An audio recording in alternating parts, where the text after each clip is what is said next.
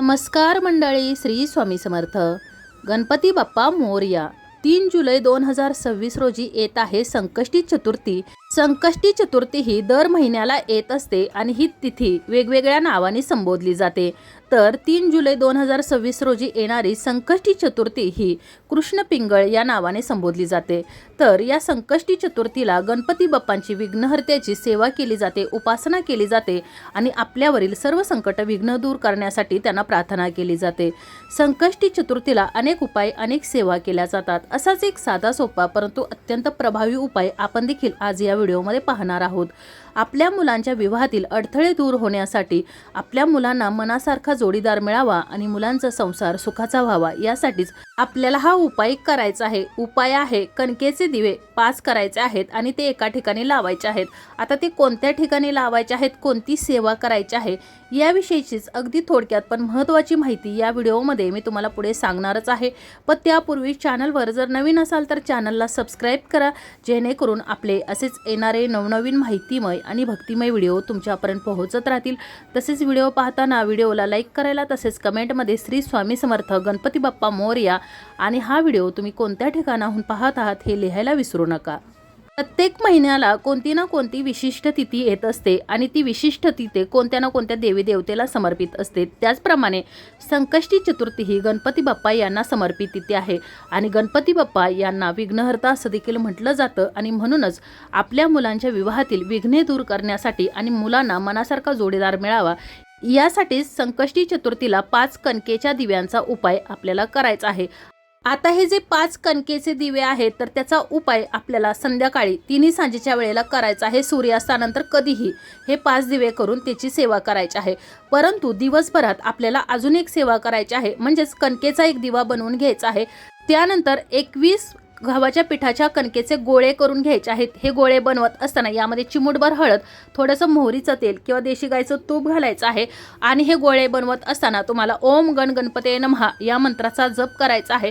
त्यानंतर हा जो दिवा केलेला आहे कणकेचा तर तो, त्याचबरोबर पूजेचं सर्व साहित्य घेऊन आपल्याला ज्या ठिकाणी गोमाता आहे तर त्या ठिकाणी जायचं आहे. जाताना हे जे 21 गोळे जे केलेले आहेत कणकेचे तर ते घ्यायचे आहेत. त्याचबरोबर एक चपाती घ्यायची आहे, त्यावर मुठभर चण्याची डाळ ठेवायची आहे, एक गुळाचा खडा ठेवायचा आहे आणि थोडीशे हिरवे मूग ठेवायचे आहेत. आणि पूजेचं सर्व साहित्य घेऊन हा जो दिवा आहे तर तो घेऊन ज्या ठिकाणी गोमाता आहे तर त्या ठिकाणी जायचं आहे.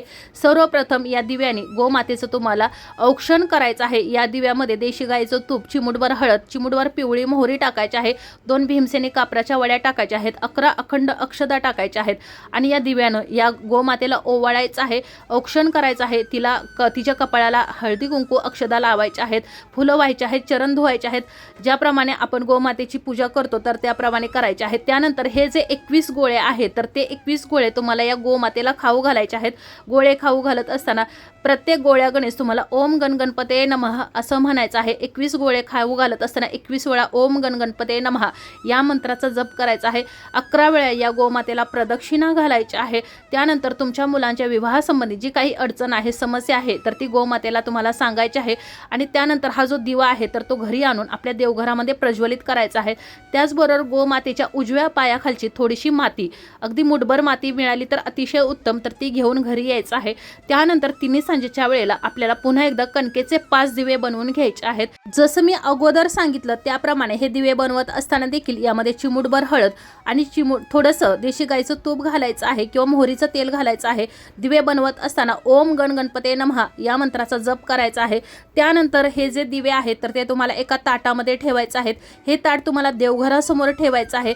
सर्वप्रथम तर गणपती बाप्पांची, तुमच्या कुलदेवतेची पूजा करून घ्यायची आहे. त्यानंतर हे जे दिवे आहेत, जर तुम्हाला शक्य असेल तर चौमुखी दिवे बनवून घ्यायचे आहेत. प्रत्येक दिव्यामध्ये कलाव्याची वात घालायची आहे.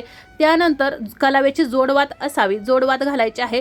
त्यानंतर या प्रत्येक दिव्यामध्ये देशी गाईचं तूप घालायचं आहे, चिमूटभर हळद, त्याचबरोबर चिमूटभर पिवळी मोहरी घालायची आहे, थोडेसे काळे तीळ घालायचे आहेत, 2 अखंड लवंगा या 5 दिव्यांमध्ये घालायचे आहे।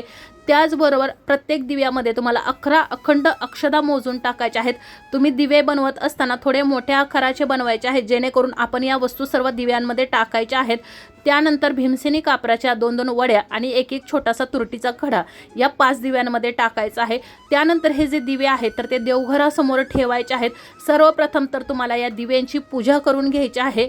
या दिव्यांना हळदी कुंकू लावायचं आहे, धूपदीप दाखवायचे आहे आणि त्यानंतर ज्या ठिकाणी गणपती बाप्पांची मूर्ती आहे किंवा तुमच्या कुलदेवतेची मूर्ती आहे तर त्या ठिकाणी हे 5 दिव्यांचं ताट आहे तर ते ठेवायचं आहे।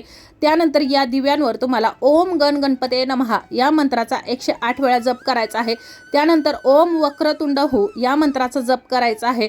गणपती बाप्पांचं कोणतंही स्तोत्र येत असेल तर तुम्हाला या दिव्यावरती बोलायचं आहे। अथर्व शीर्षाचं पठण करायचं आहे। तुमच्या कुलदेवतेचं नामस्मरण करायचं आहे। त्याचबरोबर तुमच्या इष्टदेवतेचं नामस्मरण करायचं आहे। माता लक्ष्मी, भगवान श्री हरिविष्णू यांचं नामस्मरण करायचं आहे। त्यानंतर तुमच्या मुलांच्या विवाहामध्ये जे काही अडथळे आहेत, अडचणी आहेत तर ते दूर करण्यासाठी तुम्हाला या देवी देवतांना प्रार्थना करायची आहे। त्यानंतर तुमच्या मुलाला किंवा मुलीला देवघरासमोर बसवायचं आहे आणि हे जे 5 दिवे केलेले आहेत तर या 5ही दिव्यांनी तुमच्या मुलांना ओवाळायचं आहे। ओवाळत असताना 7 वेळा ओवाळायचं आहे। ओवाळत असताना मुलांच्या विवाहातील अडथळे दूर करण्यासाठी प्रार्थना करायची आहे। ज्याप्रमाणे आपण मुलांची दृष्ट काढतो तर त्याप्रमाणेच तुम्हाला या दिव्यांनी मुलांना ओवाळायचं आहे। त्यानंतर यातील 4 दिवे जे आहेत तर ते घ्यायचे आहेत आणि ज्या ठिकाणी तुळशी माता आहे तर त्या ठिकाणी जायचं आहे। तिथे गेल्यानंतर सर्वप्रथम तर तुळशीची पूजा करायची आहे। तुळशीला 11 प्रदक्षिणा घालायच्या आहेत।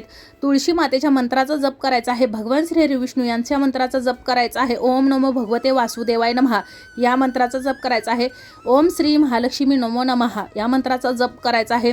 तुळशीला भगवान श्री हरिविष्णू आणि माता लक्ष्मी सारखा माझ्याही मुलाचा जोडा जमू दे म्हणून प्रार्थना करायचे आहे। त्यानंतर हे जे 4 दिवे आहेत तर ते 4 दिवे तुळशीच्या 4ही बाजूंना लावायचे आहेत, जेणेकरून 4ही दिशांनी तुमच्या मुलांसाठी स्थळ यायला सुरुवात होईल।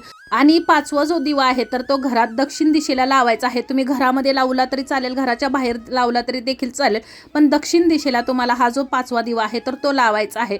तर अशा प्रकारे तुम्हाला ही दिव्याची सेवा करायची आहे, 5 दिव्यांची। त्यानंतर एका प्लेटमध्ये 2 अखंड तमालपत्र ठेवायचे आहेत। त्यावरती एक ओंजळभर पिवळी मोहरी ठेवायची आहे, थोडंसं खडं मीठ ठेवायचं आहे।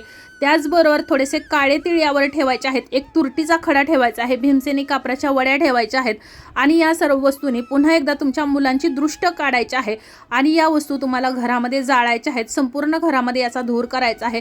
यामध्ये तुम्ही भीमसेनी कापराच्या वडीचा जास्तीत जास्त वापर करू शकता। भीमसेनी कापराच्या सुगंधानं घरामध्ये जी नकारात्मकता पसरलेली आहे किंवा इतर जे दोष आहेत तर ते दूर होतात।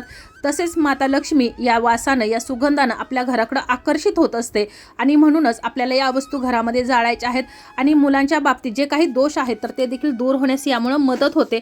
त्यानंतर दुसऱ्या दिवशी देवपूजा झाल्यानंतर हे जे आपण कणकेचे जे दिवे केलेले आहेत, एक गोमातेला ओवाळलेला दिवा आणि आपण तुळशीजवळ 4 ठेवलेले आणि एक दक्षिण दिशेला ठेवलेला असे हे 6 दिवे घ्यायचे आहेत। दिवे स्वच्छ धुवायचे आहेत आणि त्यानंतर ज्या ठिकाणी गोमाता आहे तर त्या गोमातेला नेऊन तुम्हाला हिरवा चारा आणि हे दिवे खाऊ घालायचे आहेत। पुन्हा एकदा तुम्हाला गोमातेची पूजा सेवा करायची आहे। त्याचबरोबर तुम्हाला जर गोमातेला हे दिवे जर खाऊ घालणं शक्य होत नसेल तर तुम्ही मग वाहत्या पाण्यामध्ये हे दिवे सोडून द्यायचे आहेत आणि अशा प्रकारे तुम्हाला संकष्टी चतुर्थीला ही दिव्यांची सेवा करायची आहे। आता फक्त संकष्टी चतुर्थीला म्हणजेच एकच दिवस तुम्हाला हा उपाय करून चालणार नाही, तर बुधवार ही तिथी गणपती बाप्पा यांना समर्पित तिथी आहे आणि त्यामुळे दर बुधवारी तुम्हाला या प्रकारे 5 दिवे कणकेचे बनवायचे आहेत आणि 4 तुळशीजवळ, एक मुख्य दरवाजाच्या जवळ किंवा दक्षिण दिशेला तुम्हाला ठेवायचं आहे आणि एक दिवा बनवून तुम्हाला गोमातेला त्या दिव्यानं ओवाळायचं आहे, आणून देवघरासमोर प्रज्वलित करायचं आहे।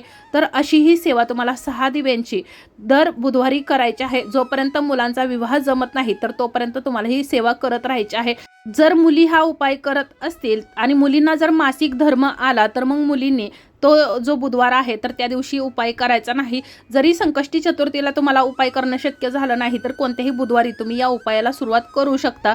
त्याचबरोबर उपाय करत असताना मनापासून श्रद्धेने करायचा आहे आणि जोपर्यंत तुम्ही हा उपाय करत आहात तर तोपर्यंत तामसिक पदार्थ खाणं टाळायचं आहे। जर तुम्हाला तोपर्यंत खाणं शक्य होत नसेल तरी देखील ज्या दिवशी तुम्ही उपाय करणार आहात, बुधवारी उपाय करताय तर बुधवारी चुकूनही तामसिक पदार्थ खायचे नाहीत आणि मनापासून श्रद्धेने आपल्या कुलदेवतेची, तसेच भगवान श्री हरिविष्णू, श्री स्वामी समर्थ महाराज, माता लक्ष्मी आणि गणपती बाप्पा यांचं नामस्मरण करायचं आहे आणि त्यांचे मंत्र जप करायचे आहेत आणि हे दिव्यावरती आपल्याला बोलायचं आहे. मुलांच्या विवाहासंबंधी जी काही अडचण आहे तर ती या दिव्यांवर तुम्हाला सांगायची आहे. या दिव्यांनी मुलांना ओवाळायचं आहे आणि हे दिवे तुम्हाला तुळशीच्या चारही कोपऱ्यांवर ठेवायचे आहेत, जेणेकरून चारही दिशांनी तुमच्या मुलांसाठी स्थळ येईल आणि मुलांचा लक्ष्मी नारायणासारखा जोडा जमेल. तर अशा प्रकारे आपण आज कणकेच्या 5 दिव्यांचा उपाय संकष्टी चतुर्थीला मुलांच्या विवाहातील अडथळे दूर करण्यासाठी कशा प्रकारे करायचा आहे, कोणती सेवा करायची आहे याविषयीची अगदी थोडक्यात पण महत्त्वाची माहिती जाणून घेतलेली आहे. तरी देखील तुमच्या जर काही समस्या अडचणी असतील तर तुम्ही मला कमेंटमध्ये विचारू शकता. उपाय करताना गणपती बाप्पांचं नामस्मरण करायचं आहे. ओम गण गणपतये नमः या मंत्राचा जप करायचा आहे आणि ओम वक्रतुंडहू या मंत्राचा देखील जप करायचा आहे. जर तुम्हाला व्हिडिओ आवडला असेल तर चॅनलला सबस्क्राईब करा, व्हिडिओला लाईक करा आणि हा व्हिडिओ जास्तीत जास्त शेअर करा. धन्यवाद.